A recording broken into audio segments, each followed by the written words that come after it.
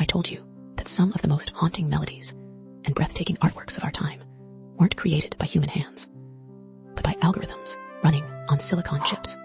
Welcome to the frontier, where artificial intelligence is rewriting the rules of creativity itself.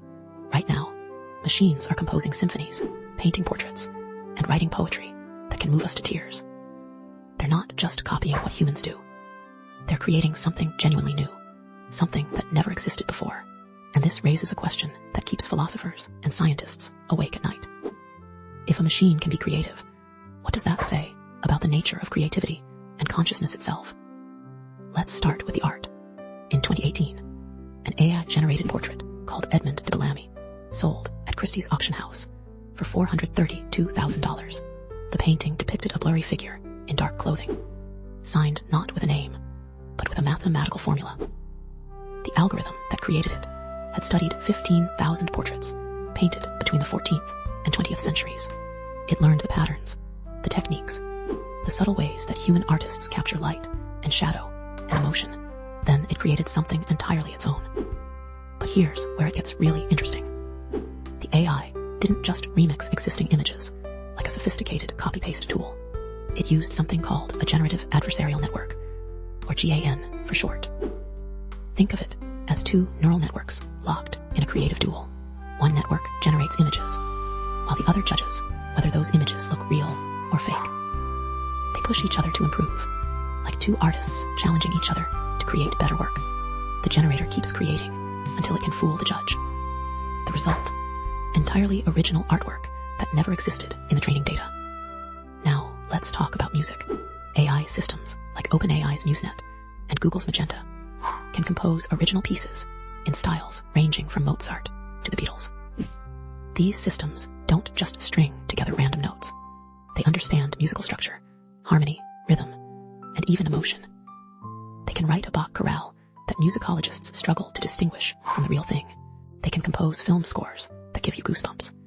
Here's a mind-bending example. In 2019, an AI completed Beethoven's unfinished 10th Symphony.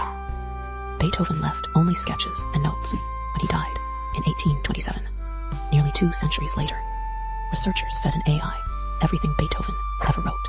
The machine learned his patterns, his progressions, his signature flourishes.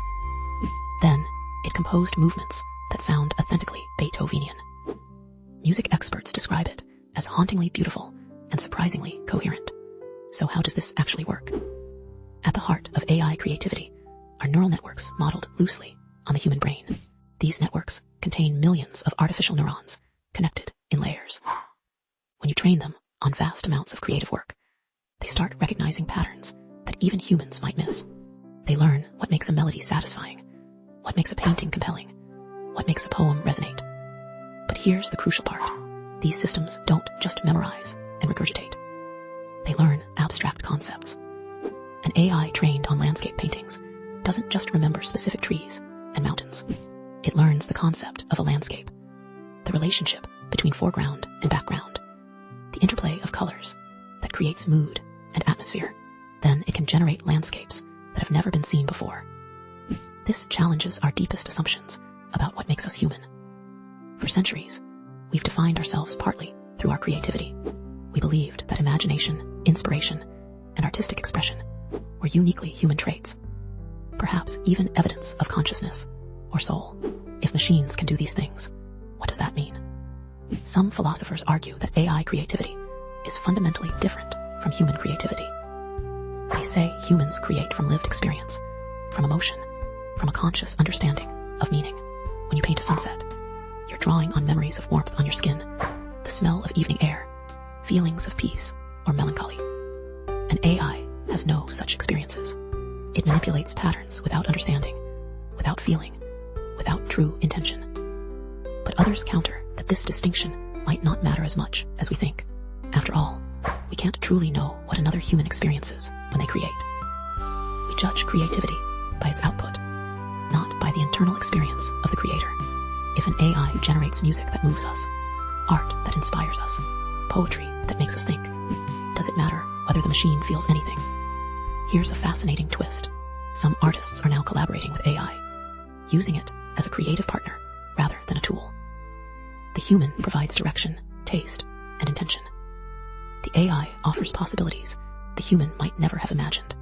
Together, they create something neither could produce alone. This hybrid approach might represent the future of creativity, a partnership between human intuition and machine capability. The implications extend beyond art galleries and concert halls.